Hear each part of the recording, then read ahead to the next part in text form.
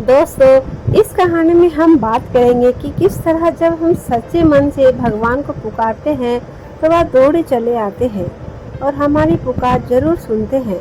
दोस्तों, भगवान को भी अपने एक सच्चे भक्तों की उतनी ही ज़रूरत होती है जितनी हमें भगवान की।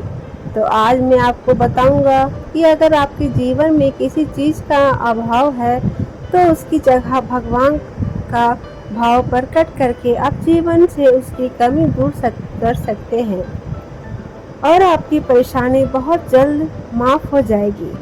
तो दोस्तों, आज हम बात करते हैं कि किस तरह बरसाना गांव में एक सेठ की पुत्री बनकर खुद राधा रानी आई। दोस्तों, एक बार की बात है, भोजपुर गांव में एक सेठ रहता था जो बहुत धनी था। उसके 3 पुत्र थे, परंतु उसकी कोई पुत्री नहीं थी।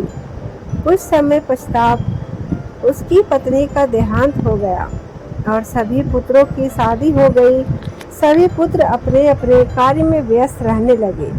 अपने बच्चों में अपने पत्नी के साथ सेठ का दिल की बात सुनने वाला कोई नहीं था। सेठ को शुरू से ही इस बात का बहुत दुख था कि उसकी कोई पुत्री नहीं है, लेकिन अब उसकी पत्नी की मृत्यु के बाद उसको यह दुख और सताने लगा और वह इस बात को लेकर परेशान रहने लगा कि उसकी कोई पुत्री नहीं है। एक दिन एक महान पंडित उसके घर पर आए और उसे दुखी देखकर उसने पूछा कि तुम्हें किस बात की परेशानी है, तुम क्यों दुखी हो। तो उसने अपना दुख का कारण पंडित को बताया कि कोई मेरी पुत्री नहीं है, इस वजह से मुझे अपने जीवन में यह भाव रहता है कि मेरी कोई पुत्री क्यों नहीं है। तो वह पंडित उसको कहता है, यह भी कोई परेशानी की बात है, तुम राधा रानी को अपनी बेटी मान लो। हमारे जीवन में जिस चीज़ की कमी होती है उसको भगवान ही पूरा कर सकते हैं। परेशान होने से क्या होगा, तुम राधा रानी को अपनी बेटी मानो और उससे अपने दिल की बात किया करो। देखना, तुम्हें यह अभाव कभी नहीं सताएगा। सेठ को पंडित की यह बात अच्छी लगती है और वह ऐसा ही करता है। राधा रानी की मूर्ति लेकर आता है और प्रतिदिन भोजन करने से पहले राधा रानी को भोग लगाता है। फिर स्वयं भोजन करता है और सोने से पहले राधा रानी के साथ खूब बातचीत करता है। ऐसे ही करते करते वह दिल से राधा रानी को अपनी बेटी मानने लगा और वह भूल ही गया कि उसकी कोई बेटी नहीं है।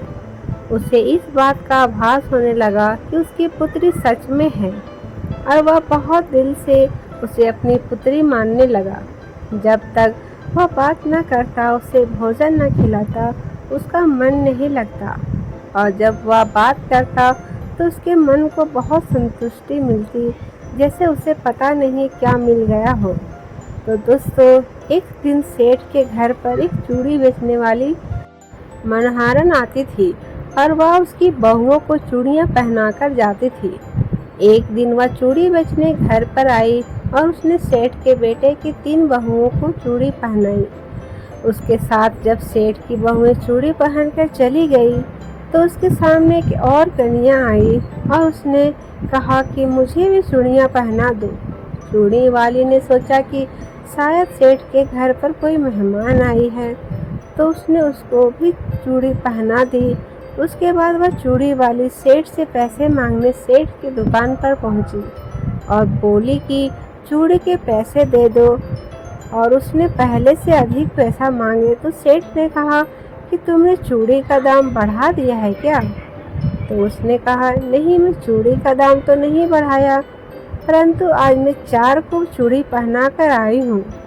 उसने कहा, मेरे घर पर तो 3 ही बहू हैं। तो उसने कहा, नहीं नहीं, मैंने आज 4 को चूड़ी पहनाई है। सेठ ने कहा कि तुमसे कोई गलती हुई है, मेरे घर पर तो चूड़ी पहनने के लिए मेरी सिर्फ 3 बहू हैं। तो उसने 3 के पैसे चूड़ी वालों को दे दिए और चूड़ी वाली भी बिना कुछ कहे पैसे लेकर अपने घर चली गई। रात को सेठ घर आया और हमेशा की तरह राधा रानी को भोग लगाकर और खूब सारी बातें कर सो गया। उस दिन रात को सेठ के सपने में राधा रानी आई और कहने लगी, बाबा तुमने चूड़ी वालों को मेरी चूड़ी के पैसे क्यों नहीं दिए? जब तुम मुझे अपनी बेटी मानते हो तो तुमने मेरी चूड़ी के पैसे क्यों नहीं दिए? और ऐसा कहकर एक लाडली बेटी की तरह रोने लगी। यह सब देखकर सेठ की आंख खुल गई और वह भी रोने लगा। जब सुबह हुई तो वह चूड़ी वाले के घर गया और बहुत सारी स्वर्ण मुद्राएं उसके पैरों में रख दी और उसने बताया कि तुम कल सच बोल रही थी, तुमने कल 4 को ही चूड़ी पहनाई थी। मैंने राधा रानी को अपनी बेटी माना है। तुम बहुत भाग्यशाली हो जिसको राधा रानी के दर्शन हुए हैं। मैं इतने दिनों से उनके दर्शन को तड़प रहा हूँ और तुमने एक बार में ही उनके दर्शन कर लिए। यह बोलकर रोने लगा और बोला कि तुम्हें चूड़ी का जो भी दाम चाहिए मुझसे मांग लो। यह सुनकर मनहारन की आंखों में भी आंसू आ गए और उसने मन में सोचा, जब मुझे खुद राधा रानी के ही दर्शन हो गए तो इससे ज़्यादा मुझे और क्या चाहिए। और उसने सेठ के सामने हाथ जोड़कर कहा कि तुम्हारी वजह से मुझे राधा रानी के दर्शन हुए हैं, जिससे मेरा यह जीवन सफल हो गया। मुझे कुछ नहीं चाहिए। तो दोस्तों देखा कि जब हम भगवान को दिल से पुकारते हैं, उनकी पूजा अर्चना करते हैं, तो वह कैसे हमारे पास दौड़े चले आते हैं।